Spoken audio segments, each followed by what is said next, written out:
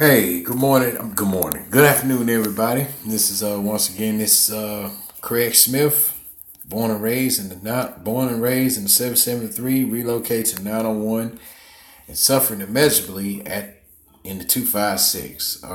As you can tell, this is a let's draw on something extra here, which is extra number whatever. I'm going to be venting on something now in regards as to why I don't like WWE now nor Street Fighter V stories. And what I mean by the Street Fighter V video game stories is all the character stories. Because, some characters now, the characters that Capcom has added in has become a huge letdown. And give a big shout out to my boy EJ Vaughn, aka Rock Solid EJ24, I believe. That's his handle on YouTube. We were talking about that the other day, and a guy by the name of Joe Faulkner. Big shouts out to them. We kind of were talking about it today. Damn, I got something in my eye. Excuse me. I'm rubbing my eyes on live. Okay, hopefully that's out. But anyway, if it's not out, hey, but I'm just gonna roll with it. But ever since Street Fighter V came out back like 2015 or 16 or something like that, Capcom has really been disappointing to me. I don't know how they've been very disappointing, not just to me, I guess just to the fans. Because they gave us Street Fighter V. The storyline was kind of okay, introduce us to some characters and stuff. But it, also some of the characters were nothing but more than just a major letdown, like Nikali. Dude has some good attacks, but he was just disappointing. In Akuma story mode, he got his ass whooped by Akuma. He called himself absorbing Akuma, and then all of a sudden Akuma just basically in a way he killed that man. Just exploded inside this man, But the reason why I post up something about the character stories being disappointing is because I looked at the Blanka trailer reveal, and they revealed something about a mysterious man wants to use Blanka's likeness for some dolls as his main story. And it just got me thinking, it's like, okay, has Capcom just run out of shit to do, like with all these new characters? You introduce them in a good way, but then you portray them like dumbasses. And it just made me think like the American writers that, if anybody remembers, they grew up, they remember the Street Fighter cartoon on USA, they just come on Saturdays and Sundays. Made me think that Capcom hired their writers to write the character stories. Cause like Zaku's is more disappointing. Good ass design, original gameplay, but come on. Yeah, he started the Strider organization. And he got this man, alternate from young and old. He's talking to himself and everything else. If I was writing some of this stuff,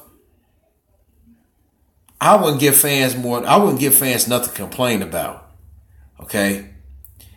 And I feel that Capcom, I just guess they just got lazy. Now, I just hope with the new DLC they're gonna be coming out with, like with Fault, and I'm more interested in these following characters here: Cody, the Mysterious G, and my boy.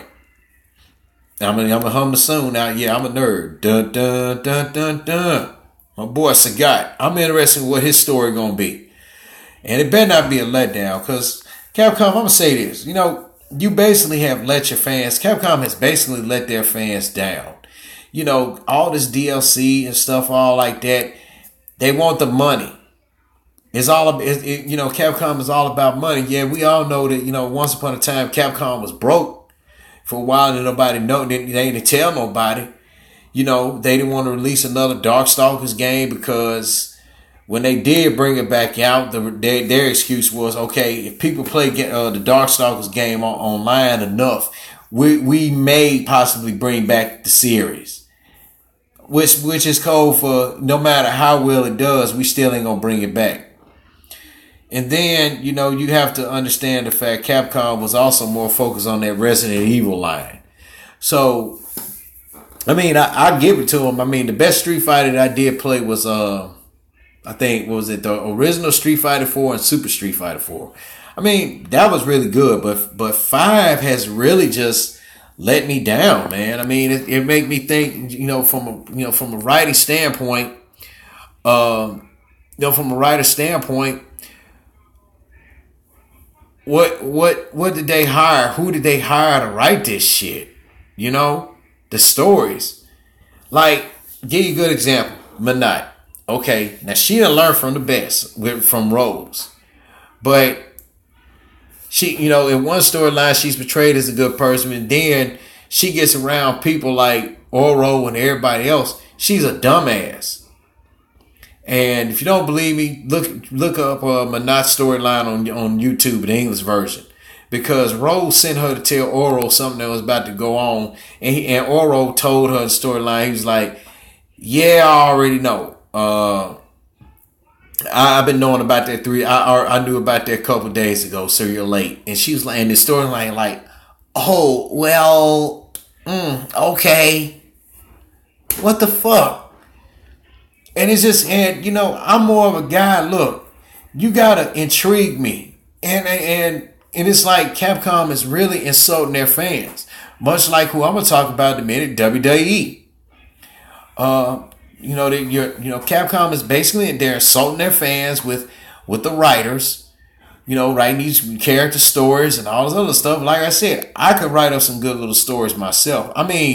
If you're going to do a character story on somebody, okay, for Manat, yeah, I'll have her trained. I wouldn't write her as a dumbass. I'll explore about how she came to be and all this other little shit. Don't leave us folks hanging by giving us tidbits about this and that, because, and see, the writers don't never explain what's what. Now, they went out the way to explain Akuma. Okay, why Akuma returned after so many years. Okay, that really was the best story that there is to come out of Street Fighter V with Akuma's return. But with all these other characters, like Zaku, he's trying to start a new organization other than Bushin Ryu, but we all know that he started the Striders. So, and then with Manat, what's her origin? How did she come to be? Come on, Capcom, if you listening, man, you gotta, hey, I'm all about, you gotta show me. You gotta show me through what you write with these characters, better than just doing this Americanized shit, because it seemed like that they falling back to this American stuff. And again, I asked, did Capcom story writers hire the Street Fighter cartoon from 95, 96 to write this shit? From 95 to 97, I'm sorry, to write all this shit? Because that's what it seemed like to me. But overall, it's really been they have been a huge, Capcom has been much like a huge disappointment to me. They went out the way, did all of the stuff like for Ryu. Okay, then like with, when I first played Street Fighter V, okay, like with Dawson. Okay, Dawson, he has a beard now, but what happened with his son, and what happened to his wife Sally, and what happened to the daughter, his son? Tell me something, what happened about that? Okay, you already gave a subplot, then you want to dance around about it by saying that Korean is looking for Oro. And see, and then in a way, Oro already knew, and if didn't nobody catch him, but not storyline, Oro in a way said that, I know that the blonde that runs her business is looking for me too. She said, that's who I'm waiting for. So, if you put Oro, come on. If, like with Korean's story, it was disappointing. She looked for Oro. Come on, just like with how you deal with Alpha 3. But, like it give everybody certain character paths and stuff like that. Give us that. That's what Capcom should have done. But instead, they're worried more about DLC and money. Hey, Capcom has this mentality like, look, we don't give a fuck about you fans, but we want your money though.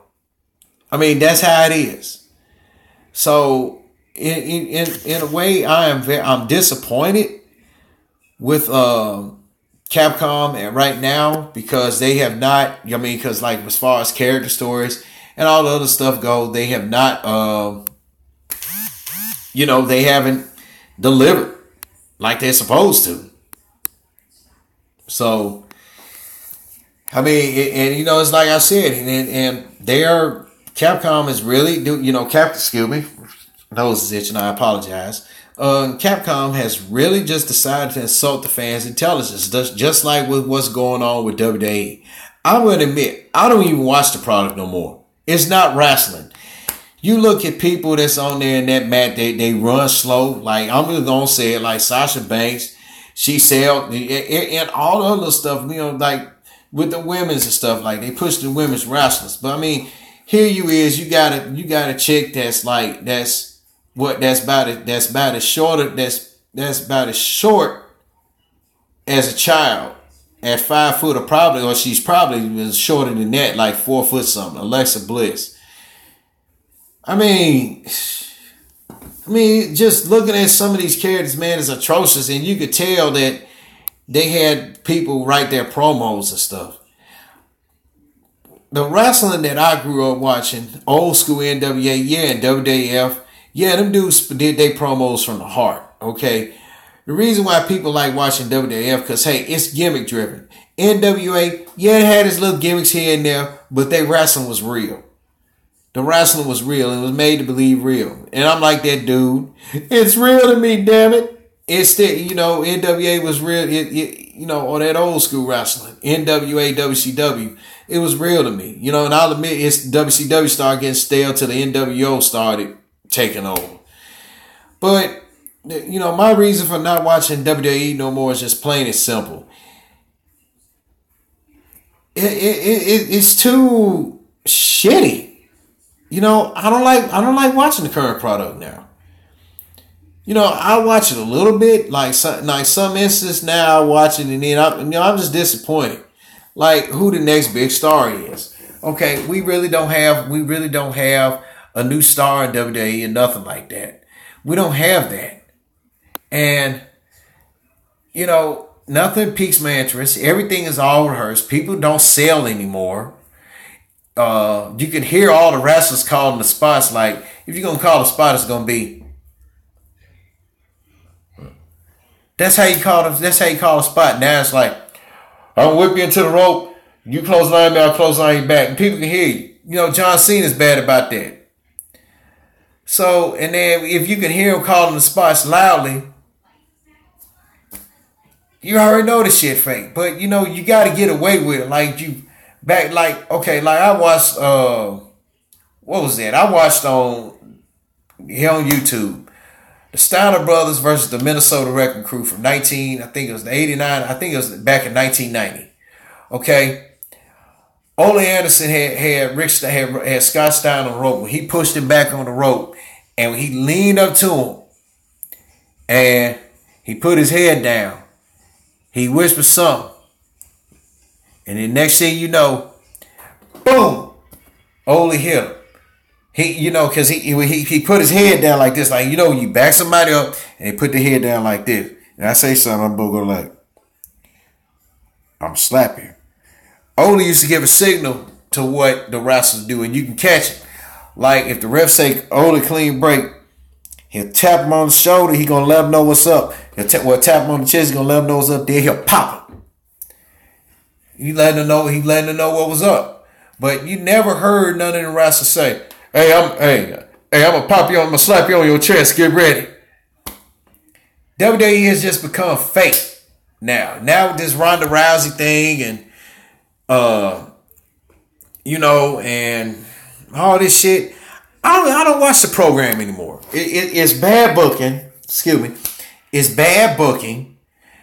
Talent is bad. Some of it is good, but the talent is bad. The talent just half-asses a lot of shit. They got half-ass mechanics. They got to wrestle the WWE style. But lately, I have been watching New Japan wrestling. And I tell friends about watching, try checking out some New Japan stuff.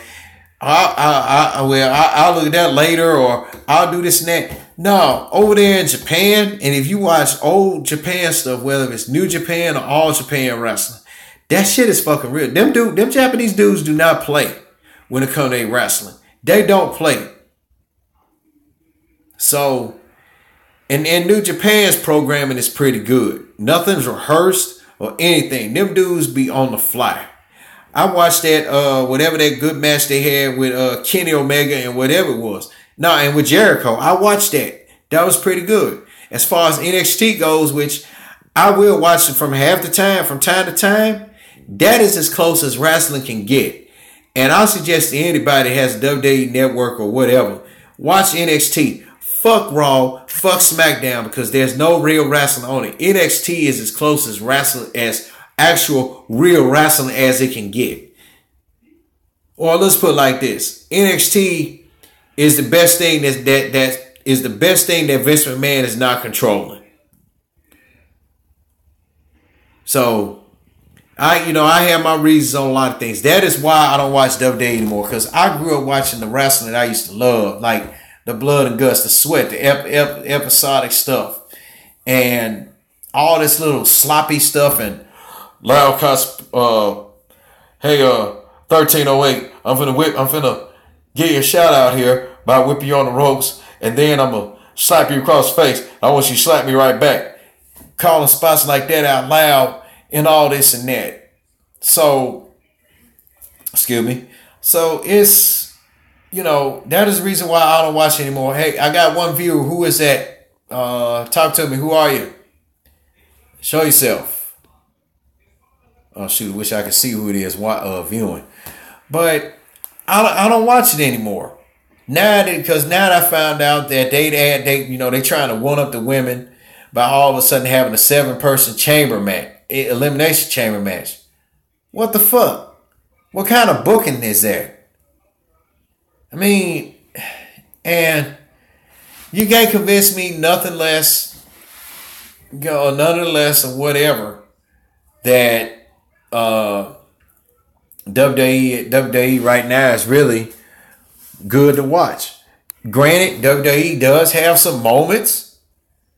Now, I was very disappointed. Okay, now, I don't know, the WrestleMania 30, that year, okay, WrestleMania 30 was a pretty good pay-per-view to me.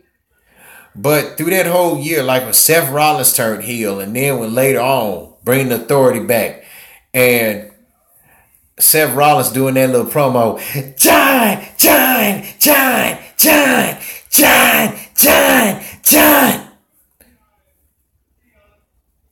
I'm like, what the fuck? Because if I was in that arena, I'd be like, man, shut the fuck up with that shit. Seth was just hollering, John. I'm talking about the Seth Rollins that had that little Bobby Brown in his hair. The blonde on one side, black on the other. He had that Bobby Brown look going.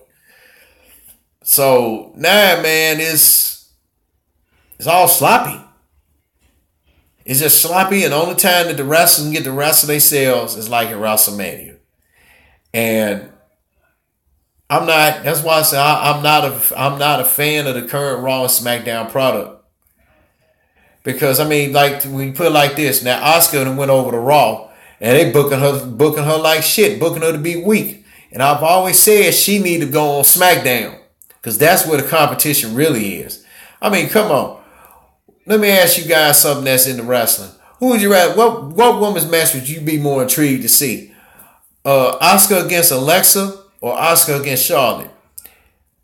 And I'd rather put my money on the latter, because I think Asuka and Charlotte be pretty good. Asuka and Alexa, no chemistry at all. They make no chemistry at all. An Alexa match with Asuka is like a 5-star Alexa Sasha Banks match. But the difference is you got a legit wrestler in the ring, not a sports entertainer, a legit wrestler in the ring in Asuka. So that's that's why I said I shared my little 2 gripes about that, because lately the bottom line to these posts is this: Capcom and WWE, I think they're making a bank by trying to insult people's intelligence. So you can't go on about your business by thriving off of insulting people's intelligence. You can't do that.